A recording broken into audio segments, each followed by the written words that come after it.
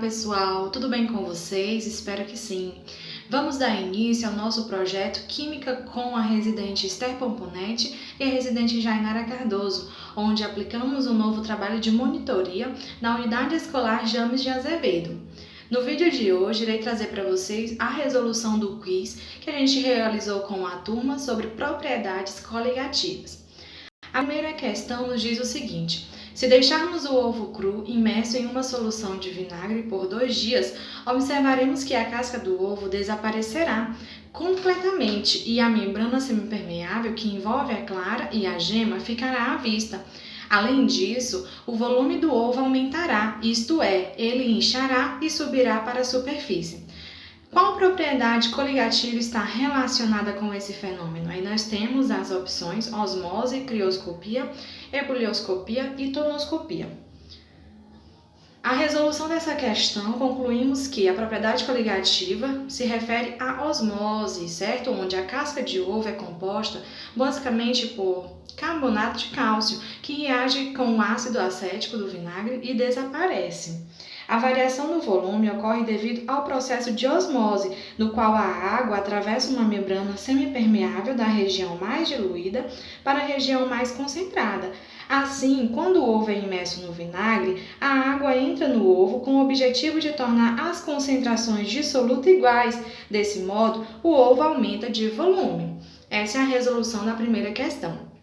Vamos para a segunda questão, que diz o seguinte: a adição de aditivos em refrigeradores nas sorveterias aumenta em proporção o resfriamento da matéria-prima. Este fato está associado na química à propriedade coligativa no que se refere à crioscopia. As alternativas C e D estão corretas. Propriedades coligativas no que se refere à osmoscopia ou tonoscopia, ou propriedade coligativa no que se refere à ebulioscopia. Vamos para a resolução.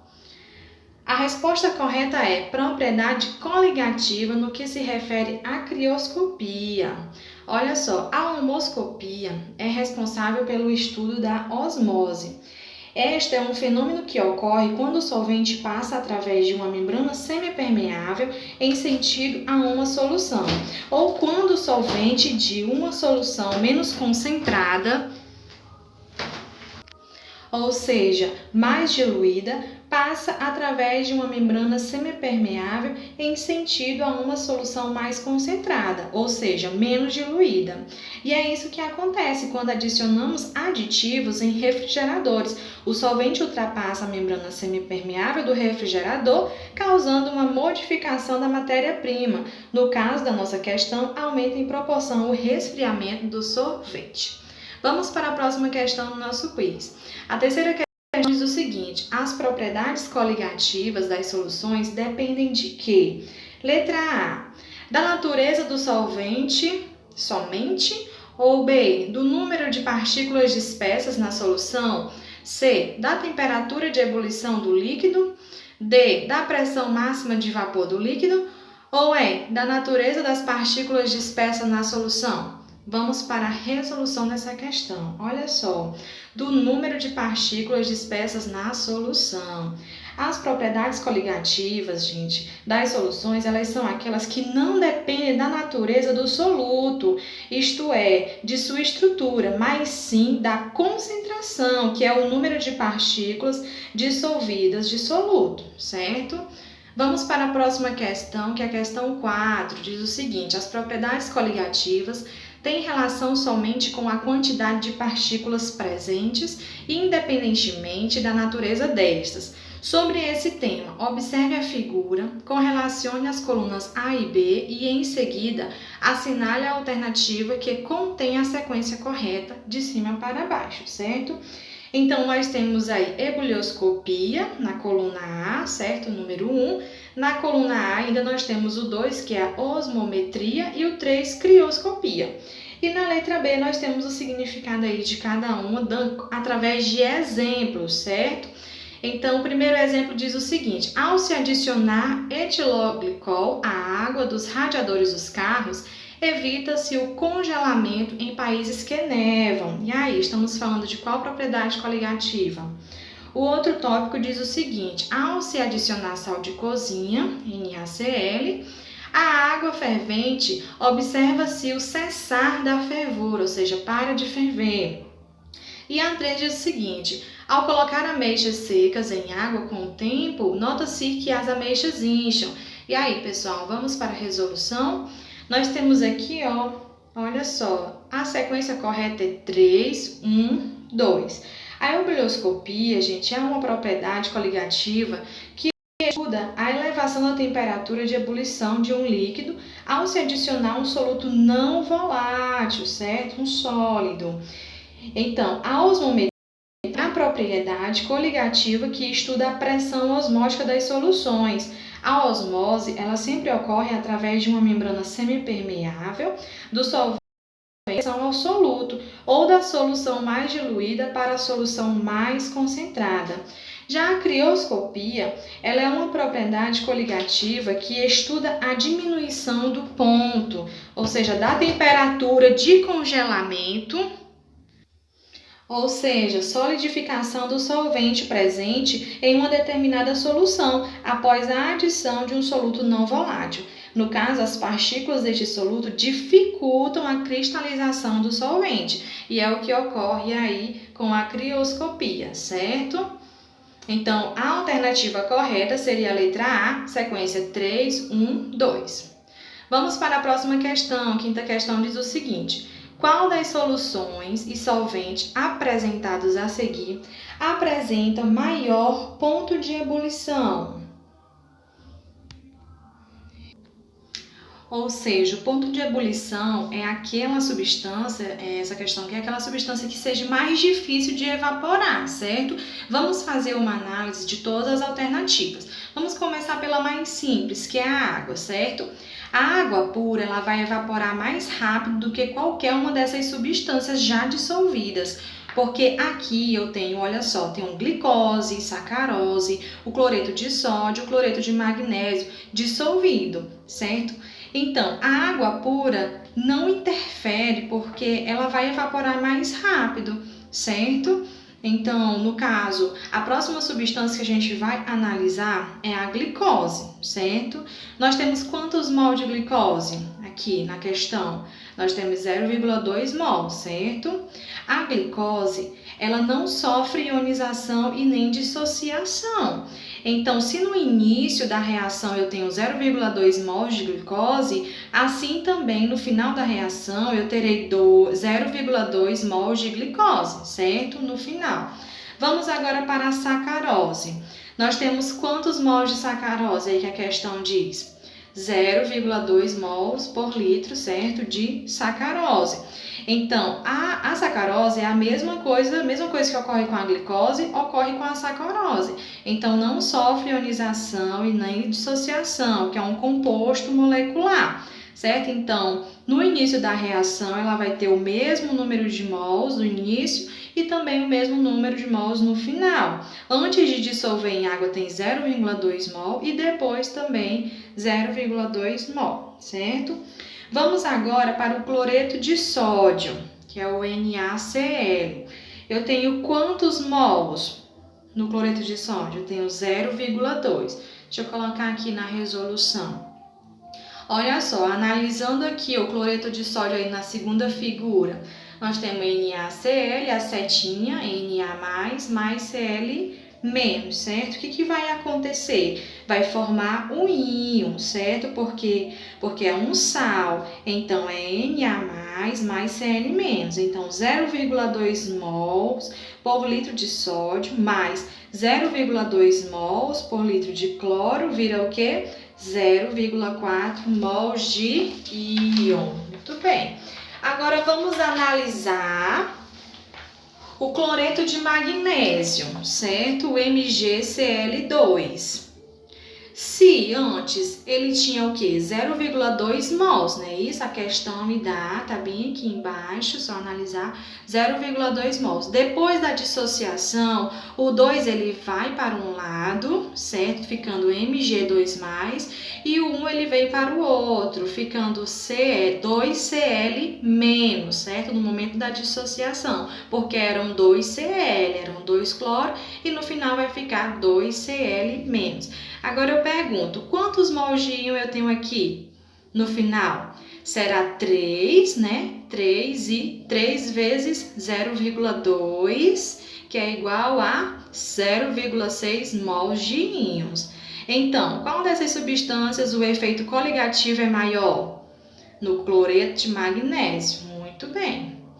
Vamos para a nossa próxima questão, que diz o seguinte: a adição de soluto não volátil à água interfere em suas propriedades, como, por exemplo, densidade, pressão de vapor, ponto de ebulição e de congelamento.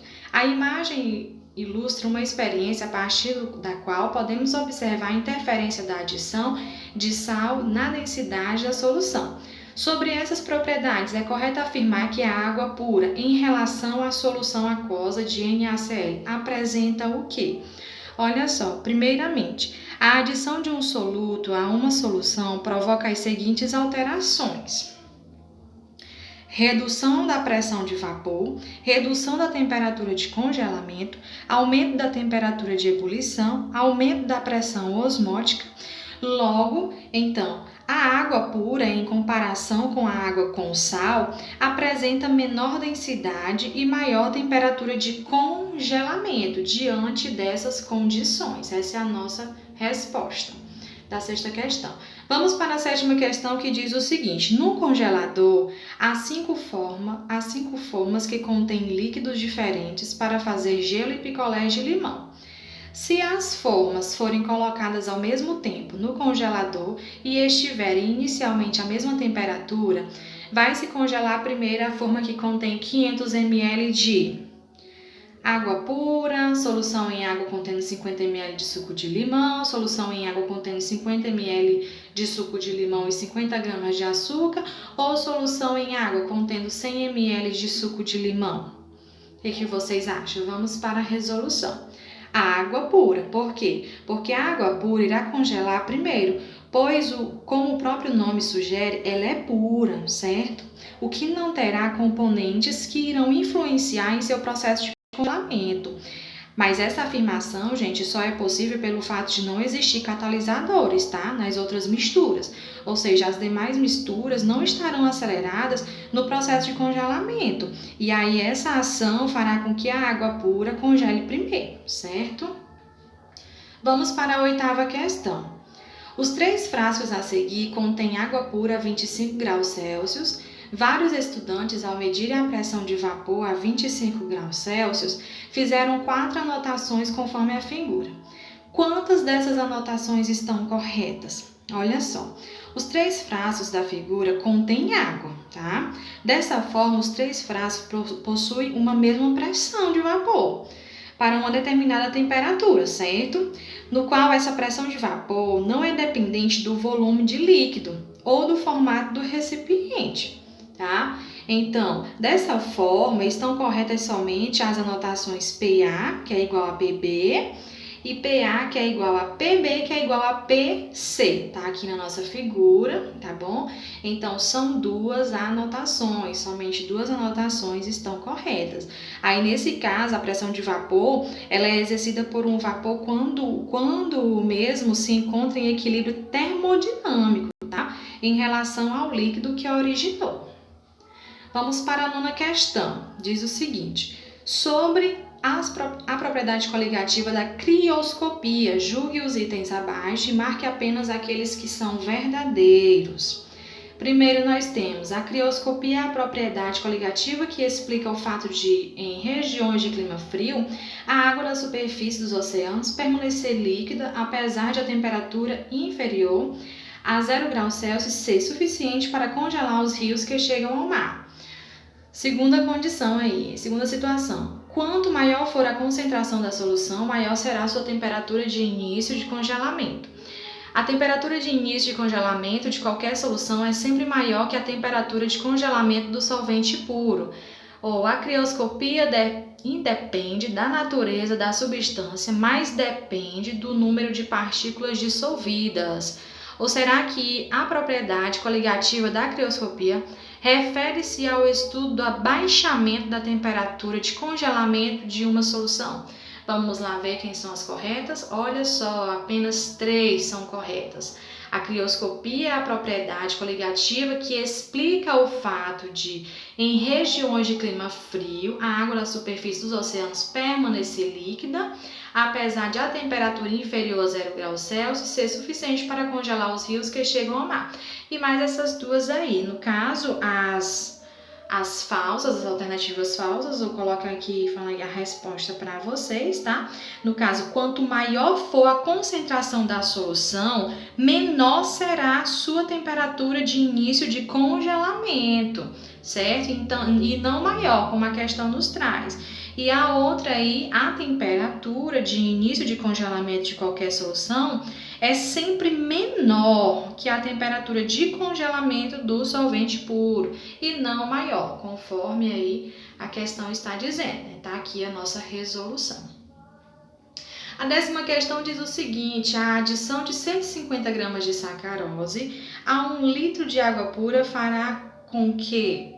Aí nós temos as alternativas: sua pressão de vapor diminuirá, seu ponto de congelamento aumente, passe a conduzir corrente elétrica, sua pressão de vapor aumente ou seu ponto de ebulição diminua. Então, nessa questão, nós podemos afirmar que a adição de 150 gramas de sacarose a 1 litro de água pura fará com que a sua pressão de vapor diminua, certo? Como sabemos, de acordo com a propriedade coligativa da tonoscopia, a pressão de vapor de um determinado solvente é reduzida quando adicionamos ele a um soluto não volátil, certo? Nós temos como exemplo aí a sacarose, e no caso isso ocorre em virtude das interações estabelecidas entre as moléculas de sacarose e de água, tá bom? E para lembrar e finalizar nosso quiz aí, as propriedades qualitativas são determinadas propriedades das substâncias que são puras e que se modificam quando se adiciona um soluto não volátil a elas, certo? Então, turma, quero agradecer a vocês, tá? Por ter acompanhado o nosso vídeo aí. Esse é um projeto da Residência Pedagógica, juntamente com a Universidade Estadual do Piauí e a CAPES, certo? Então, até a próxima aula. Obrigada!